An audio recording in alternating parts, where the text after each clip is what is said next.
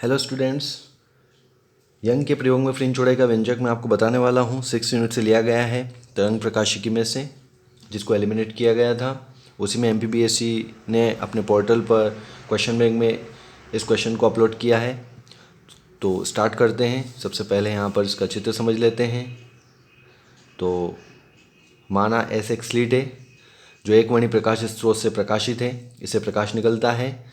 S1 और S2 दो अन्य स्लिटें हैं।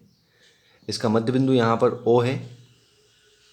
S1 और S2 जो स्लिटें हैं वो S के समांतर है और S से बराबर दूरी पर स्थित है।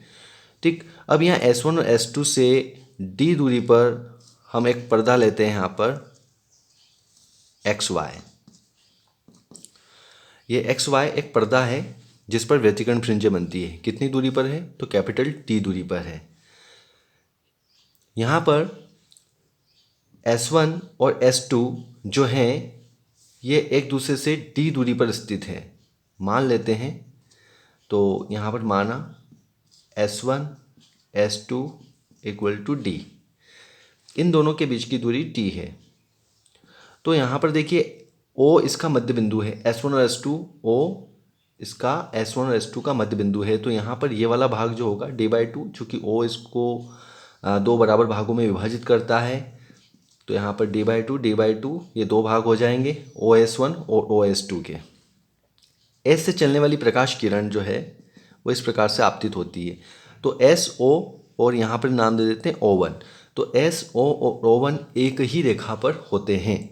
ठीक है, XY पर व्यतिकरण फ्रिंजें बनती है। तो यहाँ पर सबसे पहले हम S1 से S1Q एक लंब डाल देते हैं, S2R दूसरा लंब डाल देते हैं। तो ये जो S1 और S2 से हम लंब डालते हैं XY पर्दे पर, O1 जो है यहाँ से X दूरी पर, कितनी दूरी पर? स्मॉल x दूरी पर एक बिंदु P लेते हैं। अब यहाँ पर एक बिंदु P लिया। व्यवहार में ये जो बिंदु P होता है O1 के अत्यंत ही निकट होता है। तो यहाँ से चित्र में S1 से P को मिलाया और S2 से P को मिलाया। ये इस प्रकार से मिला देते हैं। अब ये देखिए यहाँ पर जो S1 है, ये वाला भाग जो यहाँ पर D/2 है, ये वाला भाग भी D/2 होगा, सामने वाला भाग भी D/2 होगा। अब सबसे पहले यहाँ पर जो त्रिभुज बन रहा है, देखिए त्रिभुज S1 PQ में पाइथागोरस प्रमेय लगाते हैं। तो देखिए पाइथागोरस प्रमेय लगाएंगे तो S1P का स्क्वायर बराबर S1Q का स्क्वायर प्लस PQ का स्क्वायर। ठीक, अब यहाँ पर S1P का स्क्वायर हम निकालते हैं। तो S1P का स्क्वायर क्या होगा? देखिए S1Q यहाँ पर देखिए तो D कैपिटल D का स्क्वायर प्लस PQ का स्क्वायर कितना होगा? तो PQ का स्क्वायर देखिए ये D/2 है, ये यहाँ से यहाँ तक X है। तो यदि हम X माइनस D/2 करें तो हमें PQ मिल जाता है। सिंपल, आप समझ सकते हैं चित्र में देखकर, X माइनस D/2 का होल स्क्वायर, इसको समीकरण 1 दे सकते हैं। इसी प्रकार यहाँ पर अगला त्रिभुज लेते हैं। देखिए त्रिभुज S2PR में आप देख सकते हैं S2PR। तो S2PR में देखें हम यहाँ पर, तो यहाँ पर भी पाइथागोरस प्रमेय हम लगाते हैं। पाइथागोरस प्रमेय से देखिए क्या हो जाएगा? S2P का स्क्वायर इक्वल टू S2R का स्क्वायर प्लस यहाँ पे हो जाएगा PR का स्क्वायर। तो देखिए सेम कंडीशन यहाँ पर भी बनेगी, S2P का स्क्वायर। तो S2 से लेकर R तक की दूरी यहाँ पर D है, तो यहाँ पर लिख देंगे D का स्क्वायर प्लस PR का स्क्वायर कितना है? देखो PR। तो अब यहाँ पर देखिए फिर से X है, X में हम D/2 और प्लस कर देते हैं, तो ये PR बन जाएगा X प्लस D/2 का होल स्क्वायर। इसको इक्वेशन नंबर 2 दे देते हैं। अब यहाँ पर सिंपली क्या करना है कि समीकरण 2 में से समीकरण 1 को घटा देते हैं। 1 को घटाने पर तो यहाँ से हमें क्या मिलेगा? हमें पथांतर मिल जाएगा। समीकरण 2 में से समीकरण 1 को घटाएंगे तो हमें जो S2P और S1P के बीच का पथांतर मिल जाएगा।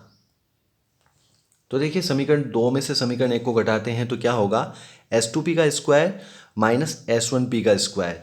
आप यहाँ से घटाएंगे तो जो हमारे पास समीकरण 2 में था वो हम लिख लेते हैं, D square plus x plus D by two का होल स्क्वायर था, और यहाँ पर माइनस ब्रैकेट लगा देते हैं, D square plus x minus D by two का होल स्क्वायर जो हमारे पास समीकरण 1 में था।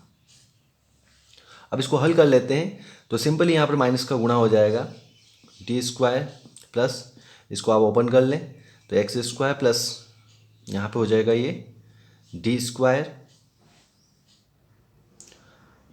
बाय 4 और माइनस यहाँ पे प्लस होगा 2xd/2, ठीक, माइनस यहाँ पर डी स्क्वायर प्लस ये होगा एक्स स्क्वायर यहाँ पर प्लस डी स्क्वायर बाय 4 और माइनस 2xt/2। तो देखिए यहाँ पर 2 से 2 सिंपली कट जाएंगे। अब जो नेक्स्ट स्टेप है तो D square plus x square plus D square by 4 plus यहाँ पर बचा एक्स डी, माइनस का गुणा करेंगे तो माइनस का डी स्क्वायर, ये माइनस का एक्स स्क्वायर माइनस का डी स्क्वायर बाय 4 और माइनस माइनस यहाँ पर प्लस हो जाएगा तो एक्स डी। देखिए सिंपली यहाँ पर कट जाएंगे, डी स्क्वायर से डी स्क्वायर कटा, एक्स स्क्वायर से एक्स स्क्वायर कटा, डी स्क्वायर बाय 4 से माइनस डी स्क्वायर 4 कट गया, ये दोनों जुड़ जाएंगे। तो सिंपली हमारे पास जो पथांतर है S2P का स्क्वायर माइनस S1P का स्क्वायर, यहाँ पे आएगा x D plus x D यानी कि 2xd, ठीक है। अब S2P का स्क्वायर माइनस S1P का स्क्वायर हमारे पास हो गया यहाँ पर 2xd।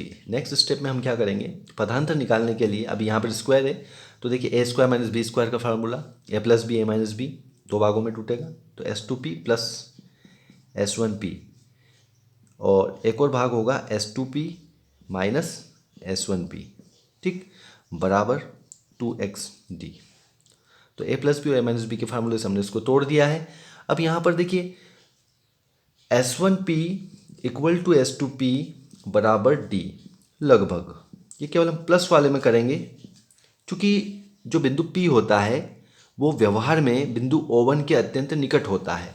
तो देखिए S1 से Q या S2 से R ये सारे बिंदु d दूरी के बराबर होंगे, तो S1P और S2P d लगभग, यहाँ पर हम केवल प्लस वाले को लेंगे, माइनस वाले को नहीं लेना है वरना ज़ीरो हो जाएगा। तो यहाँ पर d प्लस d कितना हो जाएगा, यहाँ पर हम इसमें मान रखेंगे तो d प्लस d, ठीक, S2P minus S1P equal to 2xd। तो देखिए ये हो जाएगा S2P minus S1P equal to 2xd upon यहाँ पर हो जाएगा 2d, ये यहाँ पर d और d 2d, 2 से 2 यहाँ पर कट जाएगा। तो हमारे पास जो अभिष्ट पथांतर आएगा, देखिए तो अभिष्ट पथांतर हमारे पास यहाँ पर आएगा S2P minus S1P equal to xd upon d, 2 से 2 काटने के बाद। तो ये एक पथांतर हो गया यहाँ पर हमारे लिए। यह जो पथांतर है देखिए दीप्त फ्रिंज के लिए, जो दीप्त फ्रिंज होती है उसके लिए अधिकतम तीव्रता के लिए, तो यहाँ पर जो अधिकतम तीव्रता के लिए जो दीप्त फ्रिंज का मान होता है वो पथांतर λ/2 का समगुणक होता है, λ/2 का समगुणक होता है। देखिए समगुणक से यहाँ पर तात्पर्य है कि उसमें मान रखते जाएं n का मान तो सम संख्या आना चाहिए। तो जो अभिष्ट पथांतर, देखो पथांतर कितना है xd अपॉन d है। अब λ/2 का समगुणक होता है तो समगुणक आएगा 2n से, तो 2n से समगुणक आता है। यहाँ से हम x का मान निकाल लेते हैं तो ये देखिए यहाँ पर 2 से 2 कट जाएगा तो यहाँ पर n लैम्डा बचा हुआ है, d ऊपर पहुँच जाएगा, d नीचे आ जाएगा। तो इस प्रकार से ये x का मान है, x बराबर n lambda d upon d, जहाँ n बराबर 0, 1, 2, 3 ये मान रखते जाते हैं। तो इससे एक्स का मान निकला है। एक्स क्या था, O1 से एक्स दूरी पर एक जो बिंदु P था जहाँ पर हम व्यतिकर्ण फ्रिंजें बनाते हैं, व्यतिकर्ण फ्रिंजें कुल मिला के इसमें ये है। अब इसी प्रकार से अदीप्त फ्रिंजें ले सकते हैं। तो न्यूनतम तीव्रता के लिए व्यतिकरण करने वाली तरंगों के मध्य λ/2 का विषम गुणक होता है, उसको भी आप यहाँ पर कर सकते हैं। लेकिन चूंकि व्यंजक बहुत बड़ा हो जाता है, आपको फ्रिंज चौड़ाई का व्यंजक करना है, इसलिए हम केवल दीप्त फ्रिंज लेंगे और दीप्त फ्रिंज में हमने एक्स का मान निकाल लिया। अब फ्रिंज चौड़ाई जो है, फ्रिंज चौड़ाई के लिए क्या करेंगे कि दो क्रमागत दीप्त या अदीप्त फ्रिंजों के बीच की दूरी को फ्रिंज चौड़ाई कहते हैं। सबसे पहले इसकी परिभाषा, फ्रिंज चौड़ाई में क्या होगा कि दो क्रमागत दीप्त या अदीप्त फ्रिंजों के बीच की दूरी को फ्रिंज चौड़ाई कहते हैं। तो इसी से यहाँ पर माना xn और xn+1, यानी कि माना nv और n+1v, दो फ्रिंजें लेंगे हम, एक तो n और एक n+1v दीप्त फ्रिंजों। देखिए, दो दीप्त फ्रिंजों के बीच एक अदीप्त फ्रिंज होती है और दो अदीप्त फ्रिंजों के बीच एक दीप्त फ्रिंज होती है। ये आपको याद रखना है। माना nv और n+1v दीप्त फ्रिंजों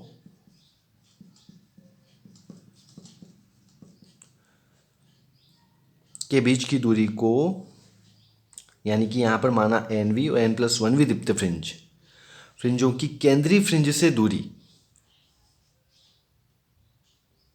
दीप्त फ्रिंजों की केंद्रीय दीप्त फ्रिंज से दूरी xn और xn+1 है। यह मान लेते हैं। हमारे पास x का मान है, देखिए, तो n का मान यहाँ पे रखेंगे और n+1 का मान भी इसी प्रकार से। तो यहाँ पर क्या होगा कि दो क्रमागत दीप्त या अदीप्त फ्रिंजों के बीच की दूरी जो फ्रिंज चौड़ाई कहते हैं, तो दो क्रमागत दीप्त फ्रिंजों के बीच एक अदीप्त फ्रिंज होती है और दो क्रमागत अदीप्त फ्रिंजों के बीच एक दीप्त फ्रिंज होती है। इससे हमें फ्रिंज चौड़ाई मिल जाएगी। तो देखिए, यहाँ पर चित्र का काम अब हमारे पास हो चुका है। चित्र से अब हमें कोई काम नहीं है। तो यहाँ पर xn, अब जैसा हमने लिखा, माना nv और n+1v दीप्त फ्रिंजों की केंद्रीय दीप्त फ्रिंज से दूरी xn व xn+1 है, तब यहाँ पर xn का मान लेंगे। तो xn का मान आएगा n λd/d और xn+1 का मान आएगा, n के स्थान पर रख देंगे n+1 λd/d। तब n+1v और nv दीप्त फ्रिंजों के बीच की दूरी, देखिए, इन दोनों के दीप्त फ्रिंजों के, यानी कि इन दोनों के बीच की जो दूरी निकालते हैं, तो xn+1 में से माइनस कर देते हैं xn को। तो देखो क्या आएगा, n+1 λd/d माइनस करते हैं n λd/d। इसको हल करेंगे तो सिंपल ही है, n λd अंदर गुणा करेंगे तो n λd+λd/d minus n λd/d। तो यहाँ पर ये वाला भाग जब आप लघुत्तम लोगे तो ये वाला भाग कट जाएगा, तो यहाँ पर केवल बचेगा आपके पास λd/d। तो देखिए, दो क्रमागत दीप्त फ्रिंजों के मध्य एक अदीप्त फ्रिंज होती है, जैसा मैंने आपको पहले बताया था। तो ये दो क्रमागत दीप्त फ्रिंजें थी, इनके बीच जो हमें दूरी पर हमें मिली है वो है अदीप्त फ्रिंज। अतः अदीप्त फ्रिंज यहाँ पर लिखेंगे। अतः अदीप्त फ्रिंज की चौड़ाई हो जाएगी, इसको हम β1 नाम दे देते हैं, तो ये हो जाएगी λd/d। तो β1 बराबर λd/d। इसको इक्वेशन नंबर आप यहाँ पर 3 दे सकते हैं। अदीप्त फ्रिंज की चौड़ाई हो गई। इसी प्रकार से आपको ज़्यादा कुछ भी नहीं करना है इसमें, इसी प्रकार से लिखना है। इसी प्रकार आप दो अदीप्त फ्रिंजों के बीच एक दीप्त फ्रिंज होती है, तो आप लिखेंगे इसी प्रकार दीप्त फ्रिंज की चौड़ाई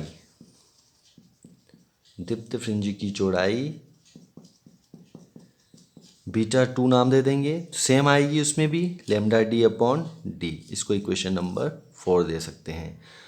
तो चूंकि दीप्त फ्रिंज और अदीप्त फ्रिंजों की जो चौड़ाई होती है वो समान होती है, अर्थात β1 बराबर β2 बराबर बीटा यहाँ पर माना, ठीक। तो दो क्रमागत अदीप्त फ्रिंजों के मध्य एक दीप्त फ्रिंज होती है और दो क्रमागत दीप्त फ्रिंजों के बीच एक अदीप्त फ्रिंज होती है। तो समीकरण 3 और 4 से स्पष्ट है कि β1 β2 बराबर बीटा, अर्थात दीप्त एवं अदीप्त दोनों फ्रिंजों की चौड़ाई एक समान होती है। अतः फ्रिंज चौड़ाई यहाँ पर फ्रिंज चौड़ाई हो जाएगी बीटा बराबर लेमडा डी अपॉन डी। ये सिंपल फ्रिंज चौड़ाई का व्यंजक हमने व्युत्पन्न कर लिया है, आप आसानी से इसको समझ सकते हैं। और फ्रिंज चौड़ाई जो है इसका जो मान होता है फ्रिंज चौड़ाई, ये किन किन कारकों पर निर्भर करती है। तो फ्रिंज चौड़ाई की निर्भरता जो बीटा है, यहाँ पर सबसे पहले डिपेंड करता है प्रकाश के तरंग दैर्ध्य पर, यानी कि बीटा समानुपाती लेमडा होता है कला संबंध स्रोतों के बीच की दूरी पर। तो यहाँ पर ये बीटा समानुपाती होता है 1/d के। तो कला संबंध स्रोत यानी कि S1 और S2 दोनों के बीच उनके व्युत्क्रमानुपाती होता है बीटा, और कला संबंध स्रोतों से पर्दे की दूरी पर। ये तीन चीज़ें जिन पर फ्रिंज चौड़ाई निर्भर करती है। आई होप कि आपको समझ में आया होगा।